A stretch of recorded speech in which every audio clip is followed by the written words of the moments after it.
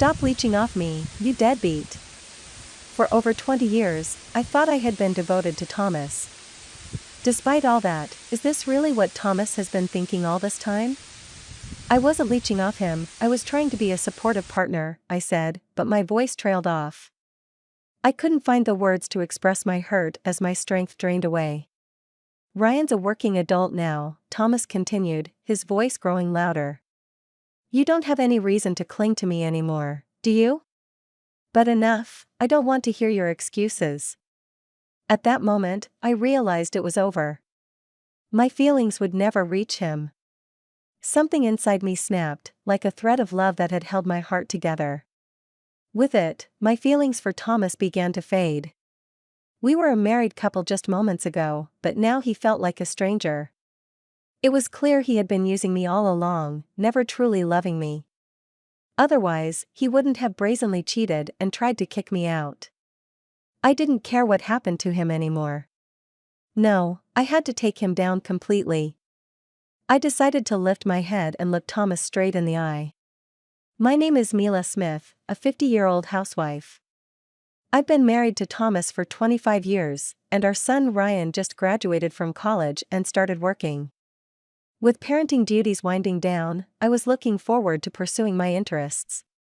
That's what I'm thinking right now, but there's one problem, my relationship with Thomas. He's far from an ideal husband or father. It's hard to find any redeeming qualities in him. He cheats, and he barely contributes to our household expenses. Can you at least bring home the living expenses? I ask. What, you're living off me, and you have the nerve to talk back? He always retorts like this. Maybe it's hopeless. Maybe divorce is the only option. I've been thinking about it more and more lately, but it's not easy to just bring up divorce. I'm also bound by a promise to my father-in-law, who's currently hospitalized. He's done so much for me, and I feel obligated to tolerate things as long as I can. I want to honor his words, but my desire for divorce is growing. Torn between these conflicting feelings, I find myself reminiscing about the happier times before marriage. Ironically, the trigger for those happy memories was a misfortune that befell my father back home. My family ran a small diner. In our family diner, my dad was in charge of cooking, and my mom handled the serving. Of course, the food was delicious, that goes without saying, but my dad was bad at business. With the simple desire to feed people good food until they were full, he started the diner. I think that's a noble cause. However, he ran the diner purely on that sentiment, so he hardly ever thought about breaking even. To him, it didn't matter if the profits were small, as long as the customers were satisfied with the food, that was enough for him. That was the kind of business it was. Naturally, it couldn't be expected to be profitable, so our family's finances were always tight. Yet, seeing customers leave satisfied made even me, as a child, proud. That's why I never interfered with my dad's way of running the diner. However, during my college years, a crisis hit. The company supplying ingredients to our diner went bankrupt due to the recession. We've already paid for this month's supply, my dad said. If this continues, we might have to close down. Our diner was already on a tightrope financially, we had no extra funds to spare. Seeing my parents so downhearted made me anxious too, but there was little I, a college student, could do. And I doubted the bankrupt company could refund us. The only option seemed to be closing the diner. Then, a regular customer said, "Close the diner with food this good? That would be such a waste. But with our supplier going under, we'll end up in debt. Then, let me help you out personally, and use that to get back on your feet." The regular man offered. He did lend a substantial amount to my dad. "We're so grateful," my dad said. "We'll pay you back, don't worry about the money, just keep making delicious food," the man said, leaving quickly after. Later, my dad started dealing with a different, larger food wholesaler, which thankfully offered lower prices than before. With this stroke of luck, our family diner avoided bankruptcy. About a year later, my dad and I went to repay the regular man. While they talked, a young man approached me. I heard you borrowed money from my dad, he said. Turns out, he was the son of the man who had lent us the money. His name was Thomas, working for his dad's company. You're pretty, he said.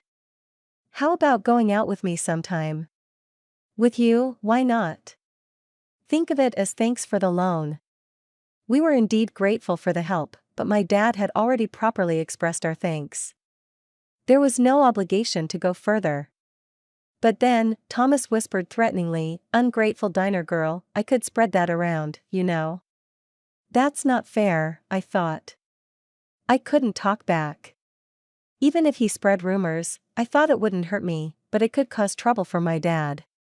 And what would the diner's customers think?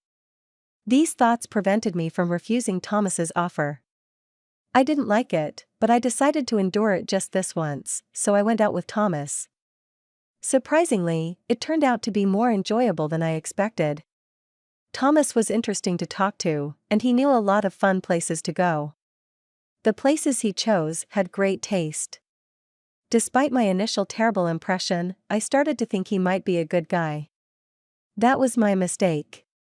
I quickly got wrapped around Thomas's finger. Being with you, Mila, is fun, he said. I feel the same, he continued. A good, serious girl like you, Mila, I'd consider marrying. Swept away by such simple words, I started dating Thomas with marriage in mind. Thomas continued to manipulate me in various ways. Eventually, a few years later, I ended up marrying him. Of course, I had no idea back then that it was all Thomas's trap. He seemed genuinely kind, and I felt loved by him, but it was all a lie. As soon as we got married, Thomas showed his true colors. Here's this month's paycheck, he said, handing me an envelope. It contained a handwritten pay stub. The salary itself was deposited directly into the bank, so just having the statement was unusual. What struck me as odd was that the pay stub was handwritten. Nowadays, that's almost unheard of. But I got married 25 years ago when computers were just becoming common, and handwritten statements weren't unusual back then. It's over $2,000, I muttered to myself. So this should be about right. I managed to get by with that modest amount of money as our married life continued. I gradually started to feel something was off. It was Thomas's daily routine. He left the house at the same time every morning, but his return time was always unpredictable. It varied day by day. I'm busy with various jobs as my father's successor, he'd say. Then could you call before coming home? I'd ask. Stop nagging, he'd reply loudly. His attitude made me feel even more uneasy. He might be out having fun somewhere. Maybe he even had an affair, I thought. But I couldn't confront him because I hated being yelled at. In the end, despite my suspicions, I remained silent. Eventually, Ryan was born. I had hoped that having a child would bring some changes, but Thomas's attitude remained the same. Looking back, I think that was when I started to consider divorce, even if just vaguely. Then, when Ryan was in middle school, I received a call from my mom while out shopping for dinner. What? Dad's in the hospital? It was news of my father being hospitalized. I rushed to the hospital in a panic. Mom just exaggerated on the phone, my dad said with a hearty laugh. I was relieved, but at that moment, I realized something, and my heart skipped a beat. Oh no, I forgot to call Thomas. If it was too late, my cell phone was flooded with missed calls from Thomas. When I hurriedly called back, I heard his grumpy voice. Where are you? What are you doing? Come back and make my dinner. I'm sorry, my dad. Huh? Your dad? Your father? Thomas asked in a stern tone. I answered in a small voice, yes, he was suddenly hospitalized. What does your dad have to do with anything? You're my wife. Thomas yelled, and I flinched, closing my eyes. I was terrified of his shouting, but I knew I couldn't just stay silent. I gathered my courage to talk back. Isn't it okay to be worried about my dad? That's the least I can do. Shut up, don't talk back to me. No, let me speak. If it were your father, you'd rush to him, wouldn't you? I asked. Thomas suddenly fell silent. I thought putting it in his shoes would make him understand, but his response was beyond my imagination. Huh. If my dad was in the hospital, I'd ignore it. After all, I wouldn't be troubled if he wasn't around. I was speechless. This had to be a lie, but I couldn't deny it. After much hesitation, I told Thomas, I'm different from you. Sorry, but you'll have to eat out tonight. That was all I could manage to say. I hung up the phone, still in a daze. Since that incident, I started to lose faith in Thomas. It was then I finally realized that the happy times before our marriage were all an illusion. Ah, I get it now, I said to myself, feeling a wave of sadness. Thomas didn't want a wife, he wanted a housekeeper. But I couldn't just wallow in sorrow. That's right, I thought. If I'm going to get a divorce, I need to start preparing. So I began to prepare for a divorce. A few years passed, and then my father-in-law was hospitalized. His condition was quite serious. He might not be able to leave the hospital. I relayed the doctor's words to Thomas, but he seemed unfazed. So it's going to cost money? Is money all you're worried about? Don't you understand the situation? I asked. I get it, he said. I'll talk to my brother. He contacted his brother, who was married but had no children, hoping he could share the burden of the hospital expenses. Can't you pay for it? We've got Ryan and Mila to think about. It's tough for us, Thomas said to him as if it was someone else's problem. It reminded me of when my father was hospitalized. Thomas didn't care about his father either. I couldn't bear it anymore. Enough. I said. I'll figure out how to manage the hospital bills myself. Don't forget what you just said. Thomas shouted back at me. I nodded firmly. In the end, my words led to us shouldering the cost of my father-in-law's hospitalization. Furthermore, my father-in-law stepped down from his position as president due to his illness, and Thomas took over the role. Regardless, Thomas didn't like that I had stepped in. Since then, he barely came home. Even when we needed to discuss Ryan's future, he ignored my calls and stayed away. Dad's not coming home again tonight, I said to Ryan. I'm sorry for the trouble. It's okay, Ryan said. I don't care about Dad. I want to go to a university in New York, right? You mentioned that. Don't worry about the tuition, I said. I'll take care of it soon enough. Ryan's move to New York for the university was settled, as expected. Thomas didn't even see him off. Once Ryan moved to New York, the house felt empty. By that time, Thomas was only coming home about once a week. Can't you deposit a bit more for your father's hospital bills? I asked. What? I already transferred over half of my salary. That should be enough for you now. The amount he transferred was just a small sum. It was just a fraction of his salary. His claim of transferring more than half was a lie. I knew that already, but I just didn't have the energy to complain anymore. Years went by, and then I received news that Ryan was going to start his job. Ryan's got a job now, so it's probably a good time to bring up divorce, I thought. Over these years, I had prepared everything needed for a divorce. All that was left was finding the right moment. Where and when could I bring it up without causing too much trouble? These thoughts kept running through my mind. It's not about whether it causes trouble or not, I said to myself with a self-deprecating laugh. One day, after visiting my father-in-law in the hospital and having a casual chat with him, I returned home as usual. When I tried to unlock the door, I realized something startling: the door was already open. Could it be a burglar? I peeked inside the house apprehensively. Then, I heard the sound of the TV and Thomas's laughter coming from the living room. So Thomas was home. Relieved, I entered the living room, where Thomas was laughing loudly while watching TV. You're home? I asked. Yeah, thought I'd do some cleaning up around here, he said. Cleaning up? I asked, looking around. On closer inspection, I noticed some items were missing. Something seems missing, I said. Yeah, I threw some stuff out, he said. Your stuff? I gasped and rushed to my room. The room was empty. My computer, TV, and even my favorite mug are all gone. The bed, everything was missing. What's the meaning of this? Didn't need them anymore, so I threw them out. Didn't need them? I asked. What am I supposed to do now? I raised my voice. Thomas frowned, looked away, and sighed. What can I say? I'm tired of supporting you. What? I'm your wife. I retorted. He got angry and raised his voice. Do I have to spell it out for you?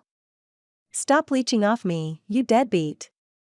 For over 20 years, I thought I had been devoted to Thomas, and this is what he thought of me. I wasn't leeching off him, I was just trying to be a supportive partner. But I couldn't find the words to say that as I felt all my strength drain away. Now that Ryan has a job and is an adult, you don't have any reason to leech off me, do you? But quiet, I don't want to hear your excuses, Thomas yelled. I realized it was hopeless. My feelings weren't getting through to him. At that moment, I felt a snap inside me. It was as if the thread of love that connected our hearts had been cut. Simultaneously, my feelings for Thomas started to fade. We were a couple just moments ago, but now he felt like a stranger. He had been using me all along. He never loved me, otherwise, he wouldn't have brazenly cheated and tried to drive me out. I didn't care what happened to him anymore. No, I had to take him down completely. I made up my mind, lifted my head, and stared intently at Thomas. What? Got something to say? He asked. Nothing. If you want me to leave, I'll do just that, I said, slamming the living room door behind me and heading to my room. But there was nothing of mine left, not a single piece of clothing remained. Don't bother looking, Thomas said. I had the junk collectors take everything away. Which company? I asked. There's a flyer right there, he said, pointing to a flyer on the floor. That one, he said. I picked up the flyer from the floor and dialed the number, telling Thomas, I'll make sure you regret this, and left the house. The call connected shortly after. After explaining the situation, they understood immediately. It seemed they had felt something was off with Thomas's behavior. They had kept everything in the state it was collected. I'll be right over, I said politely, and hung up. Later, I visited the collection company. After thanking them, I had them move my belongings to a storage unit I had just rented. Relieved that my belongings were safe, I felt a sense of ease for the moment. He shouldn't think he can do something like this and get away with it for free. I gritted my teeth and called Ryan. I briefly explained the situation and then said, so I've decided to move out. Considering divorce. That's the plan for Ryan and me. That's okay, right? Ryan asked. Okay, he said, hurriedly ending the call. He seemed scared of me. Was I that angry? I wondered, putting my phone back in my purse. I headed straight to a nearby business hotel. I had already decided on a place to move to. The reason was simple. I had been planning to discuss divorce with Thomas soon. I intended to divorce and move there to start a new life. Well, it's just that my plans got moved up a little. Honestly, I wasn't in trouble. It was just a matter of being 2 weeks ahead of schedule. 2 weeks living in a hotel, what a waste. I had no other choice. As a housewife, I couldn't help but feel it was extravagant. Maybe I should bill him for this hotel stay anyway. Brace yourself, Thomas, I muttered, starting to work on my post-divorce plans. About 10 days into my stay at the business hotel, while having lunch, Thomas called me. As soon as I answered, he started shouting. You've stolen my money. Huh? What are you talking about? Don't play dumb. It's about my dad's hospital bills. The hospital just called demanding payment. Ah, that's what he meant. Sighing, I responded, you should pay for it. It's no longer my concern after you kicked me out. But I've been transferring living expenses to you. You should pay it from there, he said. Yes, but isn't that passbook now with you? I retorted calmly, but I knew there was no money in that account, which made me smirk. I have the passbook, but there's no money in it. That's why I'm saying you stole it. I haven't stolen anything. Don't lie. Who else could use it, he said. He didn't seem to realize that the transferred amount was too little. Exasperated, I explained, there was just too little money from the start. If there's no money for hospital bills, why don't you use your allowance? I asked. My allowance? Thomas started to panic, clearly thinking I didn't know about it. Since our marriage began, Thomas had been giving me handwritten salary slips to hide the fact he was taking a portion of his salary for himself. In other words, the money he skimmed was his allowance. I once asked your father about your salary amount, I said. So that's. He looked puzzled, but he told me. So I knew you were taking money. After I said that, Thomas fell silent. There was a long pause, so long I thought the call had ended, but then he suddenly raised his voice again. What's wrong with me spending the money? I earned it. It's your fault for using up all the money I gave you. Yeah, and then that's it. We're getting a divorce. I'm going to demand alimony. You'll pay back every penny you used. Thomas declared. At his words, I smirked. I had him right where I wanted now. He couldn't escape. Oh, thank you, I replied cheerfully.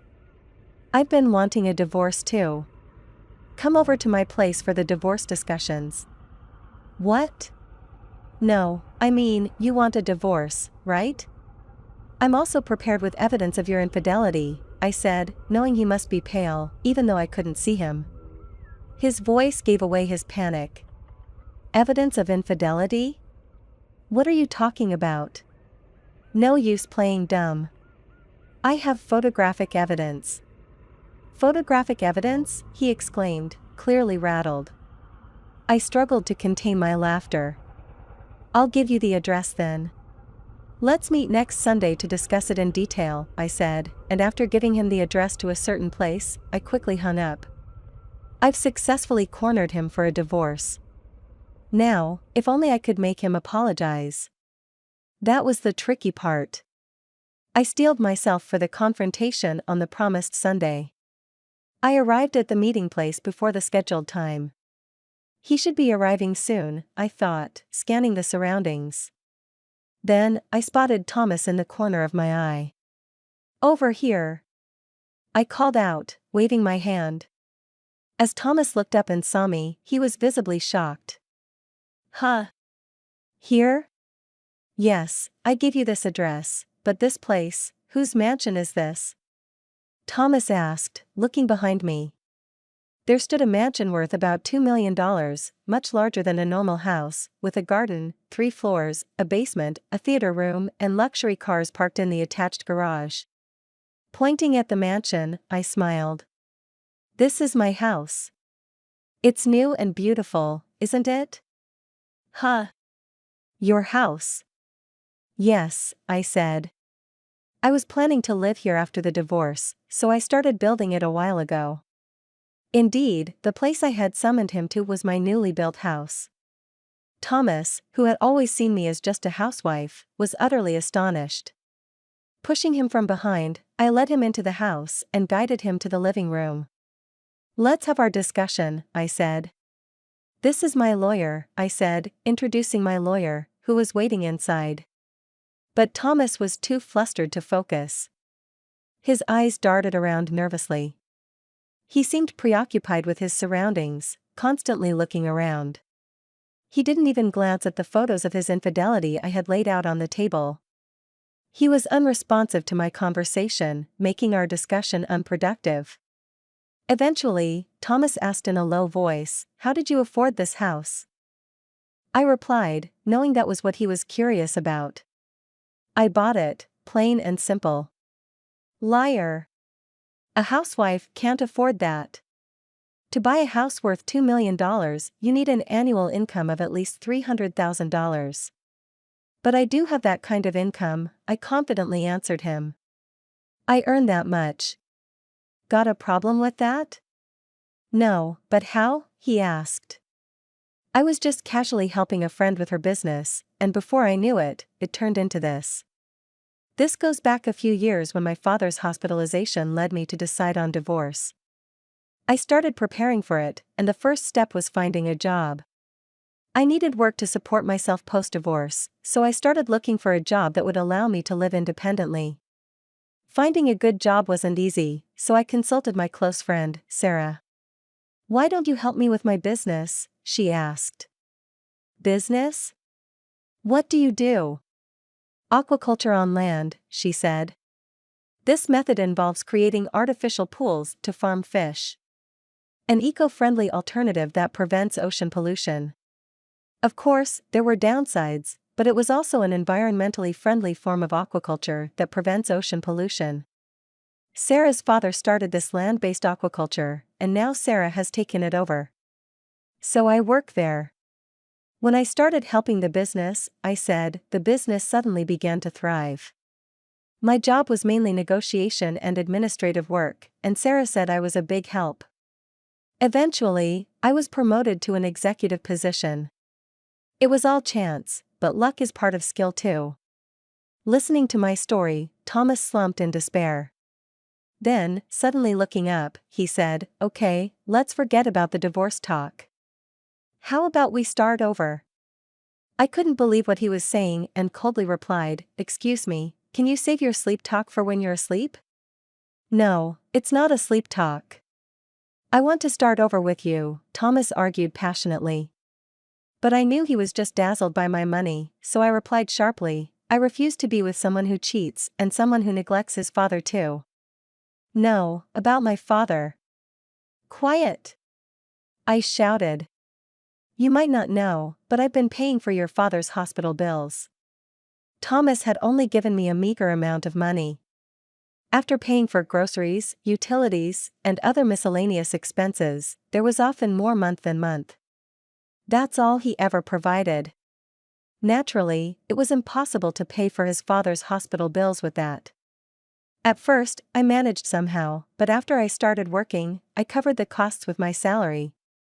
Even then, you wouldn't listen to me or visit your father in the hospital. How can I trust someone like that? I raised my voice, and Thomas looked downcast. Then, my lawyer spoke about the alimony. Thomas couldn't say anything and just looked down the whole time. Eventually, urged by the lawyer, Thomas signed the divorce papers. The alimony was settled at $60,000. "Now that we're divorced, you'll be paying your father's hospital bills," I said. "Yeah," Thomas nodded reluctantly. At least he didn't argue. I felt relieved. Finally, I sent Thomas away, almost pushing him out. It's finally over, I thought. My only regret was that I didn't get an apology from Thomas. But I had one last move to make that would make him apologize. With that thought, a smile crept onto my face. A few days later, on my way back from the office, someone called out from behind. "Hey, Mila." I turned to see Thomas standing there. "Don't address me so casually," I said. "We're divorced now." "Shut up. What the hell did you do?" Thomas was red in the face, looking at me. I realized then what must have happened. So that talk happened at the company, I thought. Then, I said, smiling, "What do you think I did?" "Don't joke around. Tell me, how did you get me fired?" Thomas stomped his foot. His reaction was so amusing I couldn't help but smile. "Well, isn't it your own doing? Getting caught cheating with the company's secretary?" Thomas's affair was with his company's secretary. He had been doing as he pleased, thinking he was untouchable as the president. Right after the divorce was finalized, I reported this to his father. His father was disappointed about the divorce, but became furious upon learning about Thomas's actions. I even showed him the evidence photos, which made him even angrier. Then, he said to me, "I'm thinking of transferring all my company shares to you, Mila." To me? I asked. Wouldn't Thomas's brother be a better choice? No, he said. I want to give them to you. Use them to dethrone Thomas from his position as president. His father's story went like this. His father's company was a corporation. For decisions like appointing a president or other executives, a shareholder meeting resolution is needed. Though the board of directors can also make these decisions, his father's company wasn't large. Most of the issued shares were held by his father. This meant that a single shareholder could make decisions. But in small companies, it's common for the president to hold the majority of the shares. If I received all of his father's shares, I would have the power to make decisions alone. However, Thomas's dismissal wasn't my decision. I informed his brother that I had acquired the shares. All I did was report Thomas's infidelity. The rest was his brother's decision. Your brother was considerate, I said. Him? Why would he listen to you? It's not about listening to me, I responded. He decided for the good of the company. Thomas just collapsed on the spot. He began to mutter apologies. I'm sorry, please forgive me. No, I'll be left with nothing. No job, nothing. His problems were not my concern. It was all his own doing. I won't forgive you, even if you apologize, I said. Please forgive me, I'm begging you, Thomas pleaded, prostrating himself on the spot. I turned my back on him. Sorry, but there's nothing I can do about it. Why not? If you have the shares. I sold them to your brother and his wife, I said. After all, I don't want anything to do with you anymore.